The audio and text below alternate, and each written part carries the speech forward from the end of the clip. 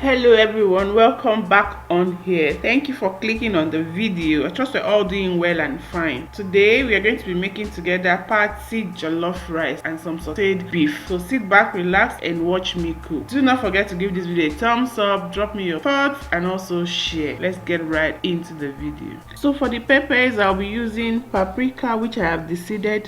This is the closest to tatashe we have where I live.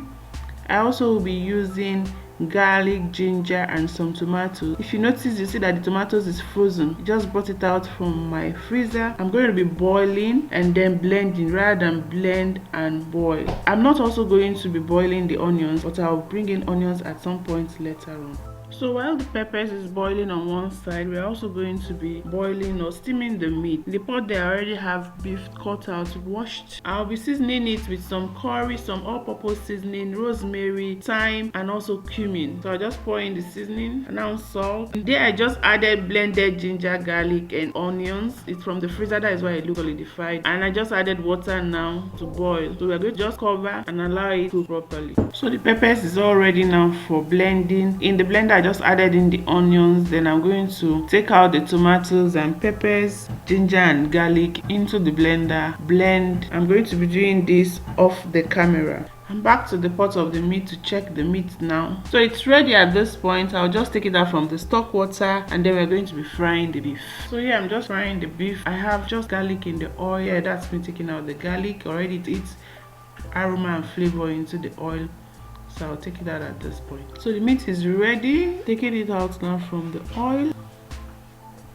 So the same oil I use in frying the beef is what I have to a clean pot. And then I put in some sliced onions. I'm going to allow it fry for about 2 minutes. Next I add tomato paste. And I'm going to fry this tomato paste for about 3 minutes until I'm sure it is well fried. All done now. Time to add seasoning, rosemary, thyme, curry, all-purpose seasoning and nutmeg. And then our peppers, also the blended pepper comes in at this point as well. So I'm just going to allow this fry until the oil comes on top, which indicates that the stew is ready for us to put in the rice. I'll just cover now. Here you can see the oil floating, indicating that the tomato based stew is ready. I'm loosening up the stew a bit with stock water. Add up the fried meat at this point. I'll be cooking for some 5 minutes to allow the meat absorb all of the sweetness of the tomatoes. After 5 minutes I'm back. I'll just take out the meat and I'll also take out some of the stew and then I'll use the rest now to cook the jollof rice. Here is the meat. The meat is ready. And now I'm taking out some of the stew. So now I added bay leaf to the rest of the stew, still on the fire. Already I washed the rice with warm water until the water came out very clear. I washed like 4 times. Now I've added the washed rice into the pot. We just mixed very well. When cooking jollof rice, what really cooks the rice is the steam, so you don't need too much of water when cooking the rice. Next now, I'll be covering with a foil, aluminium foil, then I'll have the lid on top of it, so it will help trap the steam in the pot and it will cook the rice well. Also, if you want the party smoky smell, you can leave it to get a little burnt.